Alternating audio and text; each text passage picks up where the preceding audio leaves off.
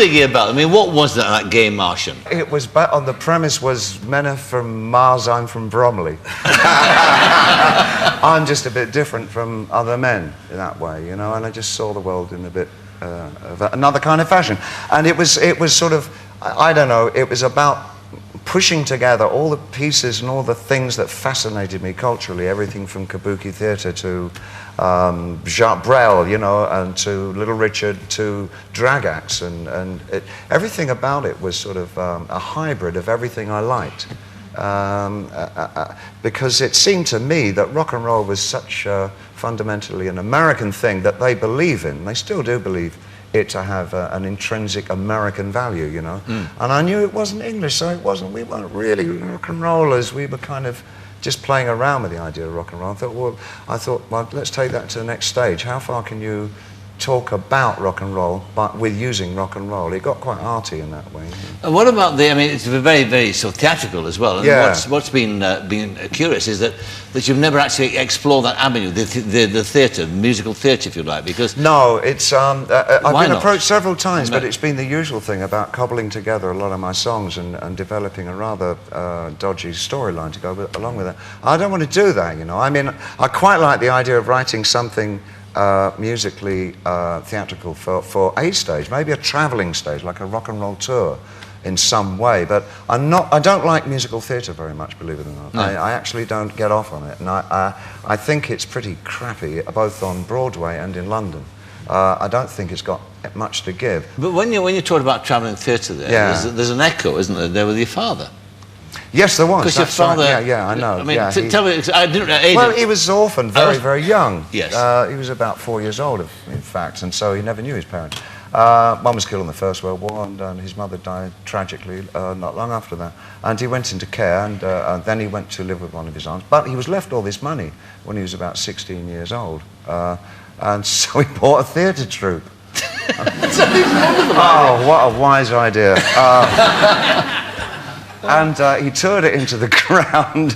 It never made a penny, but the little that he had over, he opened up a nightclub for boxers and wrestlers and gangsters in London, which also folded up very quickly.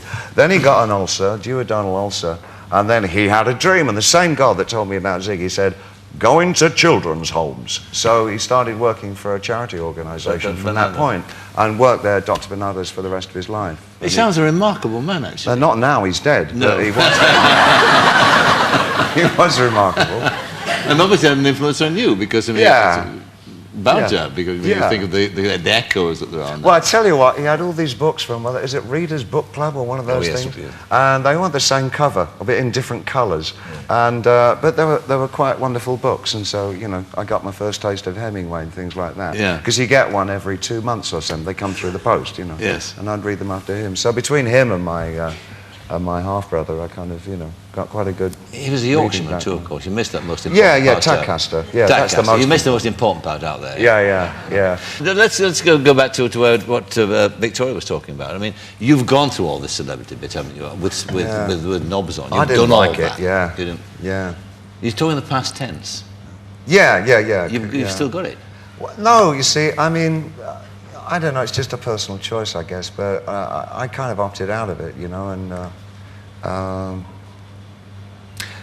I'm not a secretive person, but I live a quite private life, you know, my wife and I, and we just find that we're happiest in a place where we can remain and live our life on a day-to-day basis very anonymously, and we actually find that in New York. It's just very easy for us, and it's a way of living that we like. Yes. But America, it's better in America, isn't it, for people like some yourself? parts of America. I think New York downtown, where we are, you can be more anonymous there. Oh yeah, anywhere because else. well, one thing, it's always been kind of an artistic area, I guess. There's a lot of painters and musicians and writers down there. The flavour of it is more kind of a little more cosmopolitan feeling and fairly sophisticated in that way. They don't really go, yeah, you know, they're not. But having said that, of course, I mean... Funny hair, make it sign something. You know, you don't get that down there, but you do in LA and you do in Paris, and my God, you get it in London, don't you? I mean, it's a nightmare. you know, this country, really. Why I do you love think? the audiences, and I love your little people, you know, and all that, but I can't stand the intrusion of the press, so I just don't put up with it. Mind you, having said all that about New York, of course, Yeah. I mean, it's a dangerous place because... It's a dangerous place here. But this place is very John dangerous. Lennon Really dangerous stuff happens in this country. Yeah, but talking about the celebrity... Well, you're emphasising something that happened once, many years ago. Of course. What happened to George Harrison? I don't know, the Queen, somebody... you know, it's not just New York. Yeah. That's rubbish. It's like saying the terrorists will only ever attack New York. Yeah. You know, I wouldn't bank on that. Yes. Yeah. Mm. But you knew Lennon, didn't you? Yeah, very well. Yeah.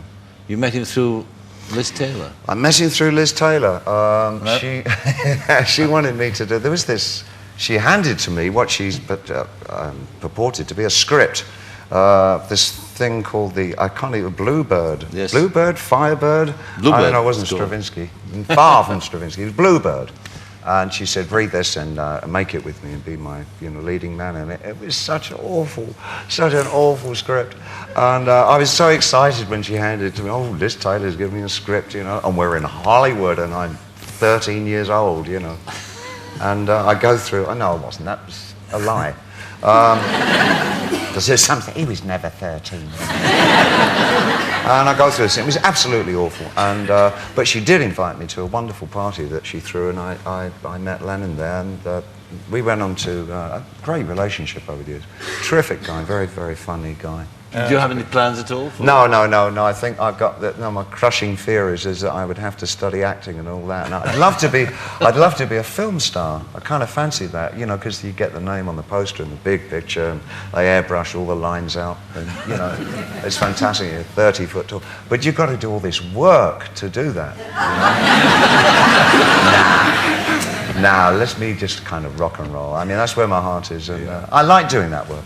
It's accumulated so many methods of working itself out, rock music, and it's taken on board so many other kinds of information from other musical styles. That's what it's about. It's really growing and developing that way. Okay, well, you're part of all that. Thank you again for coming and being my guest tonight. It's my absolute pleasure. David Bowie.